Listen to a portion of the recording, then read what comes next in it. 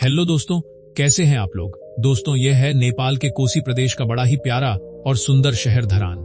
सुनसरी जिले की गोद में बसा यह शहर पूर्वी नेपाल का एक ऐसा रत्न है जो अपनी प्राकृतिक सुंदरता, धार्मिक आस्था और आधुनिक जीवन शैली के अनूठे संगम के लिए जाना जाता है। इसे अक्सर पूर्वी नेपाल का प्रवेश द्वार यानी क्वीन ऑफ द ईस्ट भी कहा जाता है।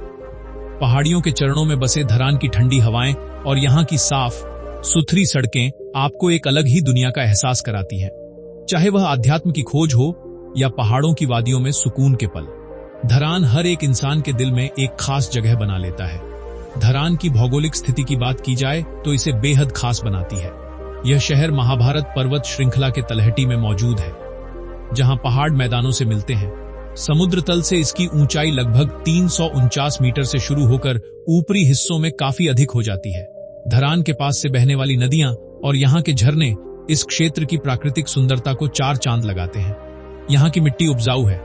आसपास के क्षेत्रों में चाय के बागान, फल विशेषकर संतरा और लीची और रुद्राक्ष की खेती बड़े पैमाने पर की जाती है। धरान को रुद्राक्ष का केंद्र भी माना जाता है, क्योंकि यहाँ से उच्च गुणवत्ता वाले रुद्राक्ष पूरी दुनिया में निर्यात किए जाते हैं।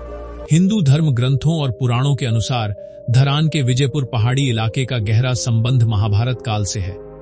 माना जाता है कि पांडवों ने यहाँ यज्ञ किया था।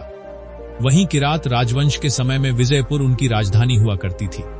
नेपाली शब्द धरान का अर्थ होता है आरा मशीन, यानी पुराने समय में यहाँ घने जंगल थे और लकड़ी काटने के लिए बड़े बड़े गड्ढे खोदे जाते थे। 1953 में अंग्रेजों ने यहाँ बड़ी ब्रिटिश गोरखा भर्ती केंद्र यानी कि गोरखा रिक्रूटमेंट सेंटर की स्थापना की, जिसने धरान के आधुनिकीकरण में बड़ी भूमिका निभाई। आज भी यहाँ की जीवन शैली और बुनियादी ढांचे में उस दौर की झलक देखने को मिलती है। धरान एक बहुत सांस्कृतिक शहर है, जहाँ राय, लिंबू, निवार, ब्राह्मण और क्षेत्रीय तीनों विभिन्न समुदायों के लोग सद्भाव के साथ रहते हैं। यहाँ साकेला, धान नाच और चासोक तांगनाम जैसे पारंपरिक किरात त्योहार बड़े उत्साह से मनाए जाते हैं। यहाँ के युवाओं में संगीत का जबरदस्त शौक देखने को मिलता है। इसलिए धरान को अक्सर नेपाल का रॉक म्यूजिक हब भी कहा जाता है।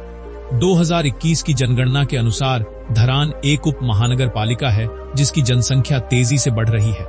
यहाँ की साक्षरता दर नेपाल के अन्य शहरों के मुकाबले काफी बेहतर है। भाषा की बात करी जाए तो मुख्य भाषा यहाँ पर नेपाली बोली जाती है, लेकिन राय, लिंबू और अंग्रेजी भी व्यापक रूप से बोली और समझी जाती है। यहाँ का समाज काफी आधुनिक और शिक्षित है। धरान कोशी राजमार्ग के माध्यम से उत्तर में धनकुटा और दक्षिण में इटहरी व विराट नगर से जुड़ा हुआ है। भारत के जोगबनी सीमा से यह लगभग एकड़ से 2 घंटे की दूरी पर है। धरान का अपना कोई हवाई अड्डा नहीं है, लेकिन निकटतम हवाई अड्डा विराटनगर एयरपोर्ट है, जो यहाँ से करीब 40 से 45 मी की दूरी पर मौजूद है।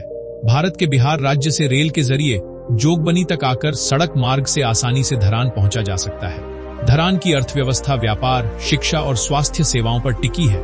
ये पहाड़ों और मैदानों के बीच व्यापार का मुख्य केंद्र है। यहाँ का भानु चौक सबसे व्यस्त व्यापारिक इलाका है।